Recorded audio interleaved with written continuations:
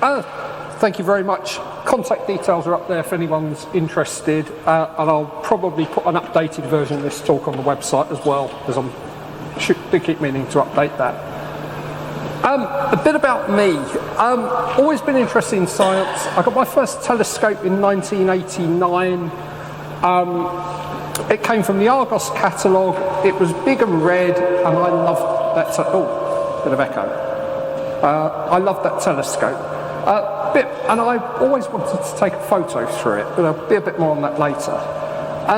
Really, I've been taking photos of the night sky on and off since then, and kind of got more serious in it about 10 years ago. What this talk is going to be is really a summary of what I've tried, what it sort of costs, hand waving, some representative results, what you'd get if you actually tried it with the kit, not over-processed like you see online. Hopefully it's interesting. So, what is astrophotography? It's taking images of the night sky, the local stuff, moon, planets, asteroids, comets, fucking Starlink satellites that get in everything, or the deep sky objects, the stars, nebulas, galaxies, whirlwoods, which is an absolutely fantastic thing. There was a Dutch teacher who discovered this thing in the Galaxy Zoo. It's called Hannes Whirlwood. They didn't know what it was. It's just this bright green thing. If there's any Dutch people in the audience, they might be able to confirm Whirlwood is Dutch for thing. I think maybe. Basically, it's all the fun of it: software engineering, mechanical engineering, optics, electronics, but doing it in the dark while you're sleep deprived and getting eaten by mosquitoes, and having snails crawl up your legs. And foxes get really upset that you're in the garden when they were expecting to be in the garden. To give an example, this was the earliest astrophotograph I was able to find. This was a daguerreotype. So daguerreotype is early photography, generally using silver iodide, mercury, all sorts of fun stuff. I've been trying to replicate that. That may be a future EMF talk. This was sort of 2 nights worth of exposure to get a photograph of a single star, the star Vega, which is quite a bright star. If you want to get into this, what does it cost? And this is some of the things I wish I'd known 10, 20 years ago. It really depends, and unfortunately, like most technical hobbies, you can pay to play, or you can use what you've got. So you can chuck loads of money at this, buy all the toys, or you can try to use what you've got. So I tried using what I had to start with. So going back to my very first telescope, I now know why this does not work. So I had this Tasco 50mm refractor. That's the photo. I couldn't find the Argos catalogue 1989 when I got it, but there's the same one in the 1990 catalogue. And they pitch it as you get this wonderful picture of the Pleiades, Seven Sisters star cluster behind it. And I took this thing out. I love this telescope. I got it for Christmas. Absolutely brilliant thing. But when you're looking through it, things drift across the sky because the sky moves, and the tripod was shaky, and I super glued all of the joints to make it more solid. And then I thought I'd love to get a picture through it. So I had this old film camera, 110 cassette film. Some people may remember it. They were selling these film cameras, I think they were £1 at the time in 1991-ish. And I thought, well, if I knock the lens out of it, wedge the shutter open and super glue it to an eyepiece and then wrap the whole thing up in tape, I'll be able to get a picture. No. Unfortunately, optics doesn't work that way. I needed extra space. It just wouldn't work. I found this, I kept this thing. I actually dug it out a few weeks before I submitted the talk for EMF. And I thought it'd be interesting because there was still the original film in there. So I took the film out, got it exposed, just came back completely wrecked.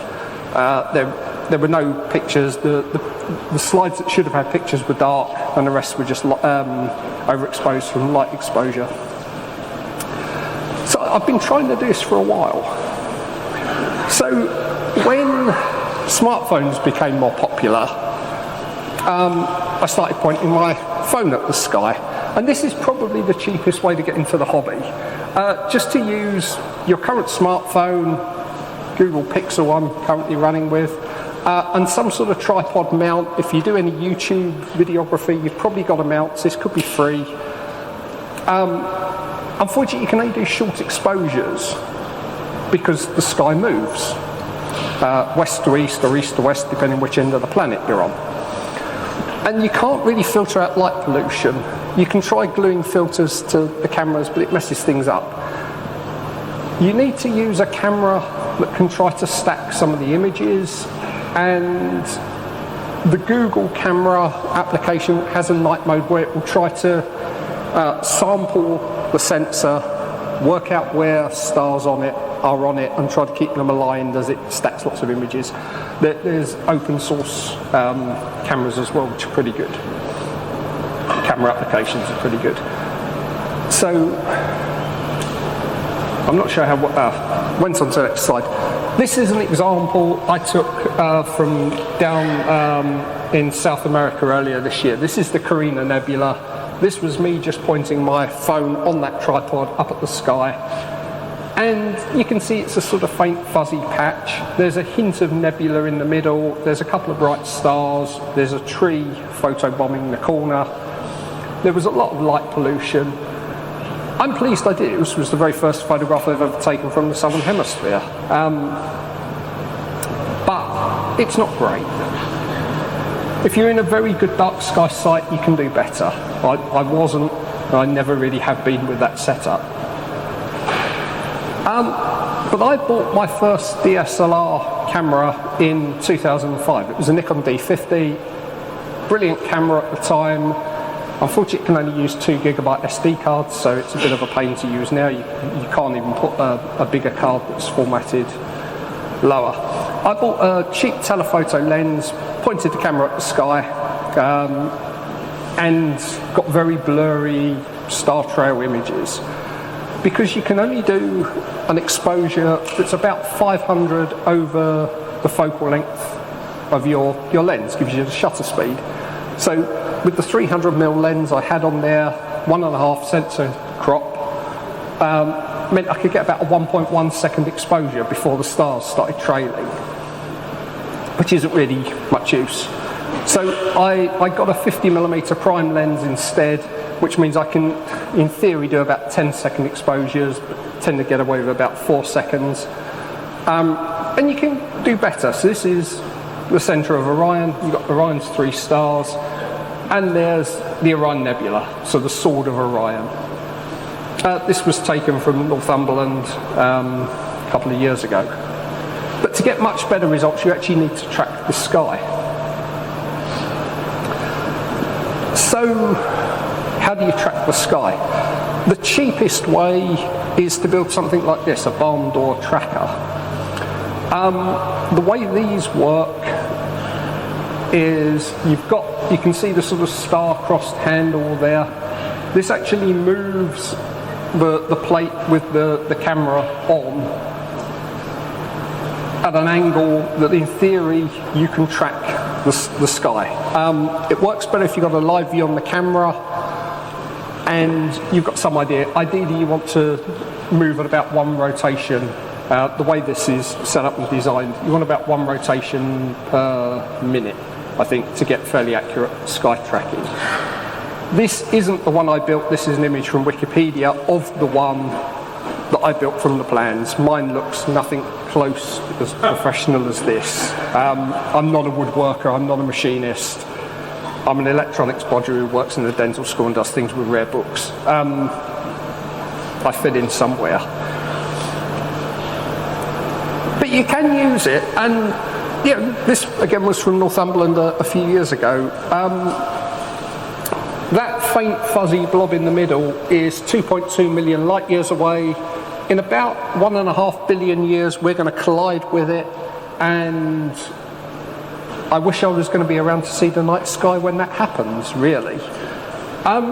You can see this with the naked eye, but it looks even fainter and fuzzier than this. But when I was at the dark sky site, I didn't check, the moon was about to rise, it was going to be a full moon and the clouds came in. So this is about half an hour of total exposure. Most of the exposures were unusable.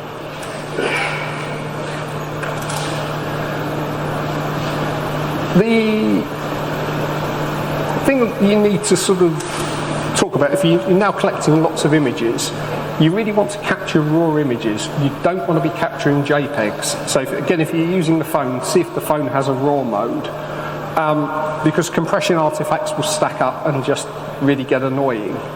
You want to capture lots of images, and you want to stack the images to improve signal to noise. So you want to be summing the actual thing you want to see, and hopefully the noise in the background will just average away.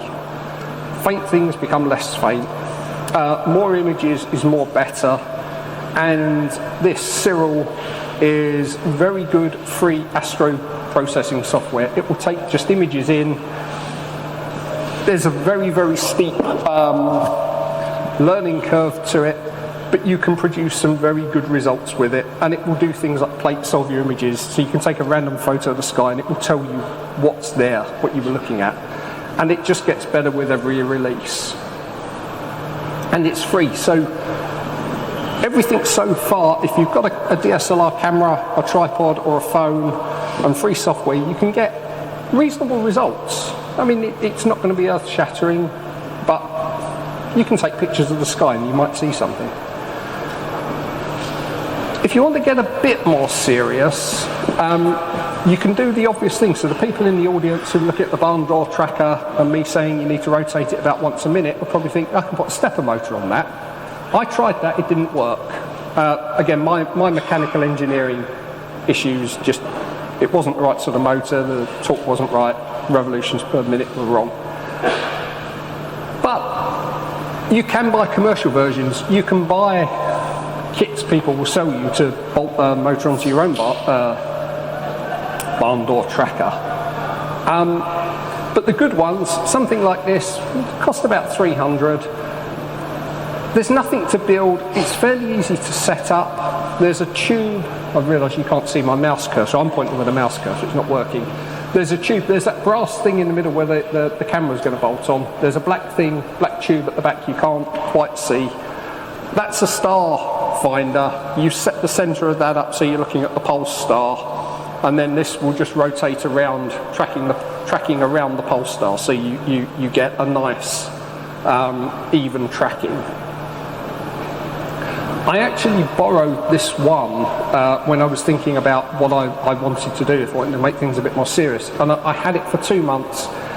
It rained and was cloudy the whole time. So I got it out of the box, took a photo, went, oh, that's shiny, I'd like to have this, I'd love to use it, and then had to send it back unused because the weather was just useless. There are various channels and people on YouTube who use these and post good results. So maybe one day I'll try one again. But you can get really expensive ones, you can get cheap ones, you can get the upgrade kits for things you can make out of plywood and hinges. But I want a telescope. I want to get back to what I had as a kid. I turned 40, decided I didn't want a motorbike, a fast car or a drinking problem, so I thought I'll buy a telescope. While I was doing that, I was asked to review this. This is the National Geographic Combined Telescope Microscope Kit, which will set you back about 50 quid. It's complete crap. I'd wondered how the cheap end of the microscope market was going to change in 30 years, and so, yeah, got asked to review this. They have this plastic paddle thing that fits over the eyepiece that you put your phone on. The alignment's useless, the lenses are plastic. It's really junk. I mean, they sell it with these fairly impressive images of the moon and Jupiter. Jupiter, the best I got through this was a bright point that you could maybe see another moon.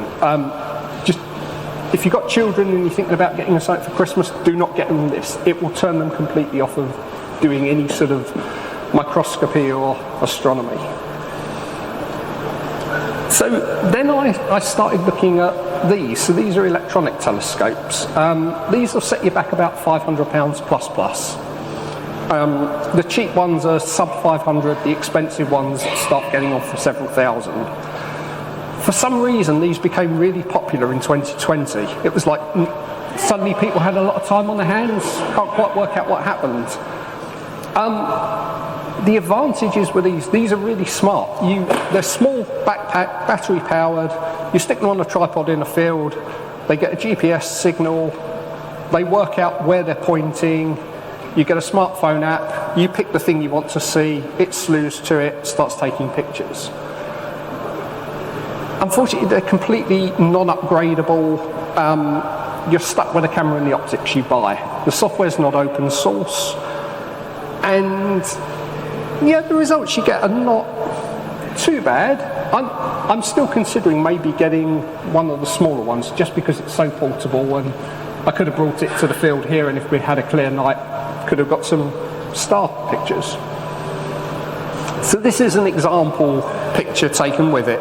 So we've gone back to the Orion Nebula, which, if you can remember a few slides ago in my early picture taken with just the camera and me looking up at the stars, was a faint fuzzy patch. It's a slightly brighter fuzzy patch, and there's a hint of colour in this. So this was taken, I think this was about 20 minutes total summed exposure with one of the auto telescopes. It's good, but I wanted better. And I just turned 40 and I thought, I want a telescope. So I started buying a telescope. I didn't spend all of this at once. I bought the telescope, so the long white tube and the tripod thing with a weight on. That was what I originally bought. I had an eyepiece on it. And it could be hand controlled with a hand controller. And I used it for several months and thought, I want to take pictures with this. Because most things I want to look at, I live in the Northern Hemisphere, most of the things I'm interested in tend to be quite high in the sky when the weather's nice. You get back to sort of being out in the cold and wet and drizzle and mosquitoes and things. But when the weather's nice, things I want to look at are high in the sky, which means I'm crouching down looking through an eyepiece and everything hurts, and I'm 40 plus now and everything hurts by default. I don't want to make it worse. And it's also an utter pig to set up. You can't just drag this out of the shed, point it and go. This takes about an hour between getting it out and using it. And just the way the weather's been this year and some other commitments, I haven't actually used this kit this year. I'm ashamed to say that. I would love to get this out and start playing with more. It got to the kind of pay-to-play side of things. It was what I was comfortable spending, but it wasn't a single outlay. So I've since added the camera, which is the purple thing at the end. I've added extra tracking so I can actually more accurately follow the stars. I've added heaters, coolers. I've got a cable management problem. Help. I bought some of these spiral wound things which claim to help, and they just became another issue. But I love the results I get from this. That's my version of the Orion Nebula from my garden, light polluted. I did that. 10-year-old me would be in utter awe of that, and I'm in awe of it, and I did it. And I did that as well. It gives some absolutely fantastic results. But you've got to be prepared to spend some money. Unfortunately, there's cheap ways. You can't do that with a smartphone. You can get a picture of that with a smartphone, but it'll be a faint fuzzy patch in the middle. So what other options are there? And I wish I knew this at the time when I was thinking of buying a telescope. There are online telescopes for about £10 a month subscription. These weren't quite so accessible when I was thinking about buying a telescope several years ago. You're effectively renting time on somebody else's telescope, a very, very nice telescope, somewhere dark where it doesn't rain, and if there are mosquitoes, I don't care because I'm sitting inside my house drinking tea. I click a button, it takes some of the fun out of it, but it's cheap. Ish. And that was true until about an hour ago. I use this company, itelescope.net. They have fantastic equipment. It's much better than I could ever afford. Excellent dark sky sights. If you look down the list, so they've got Sliding Springs Observatory in Australia.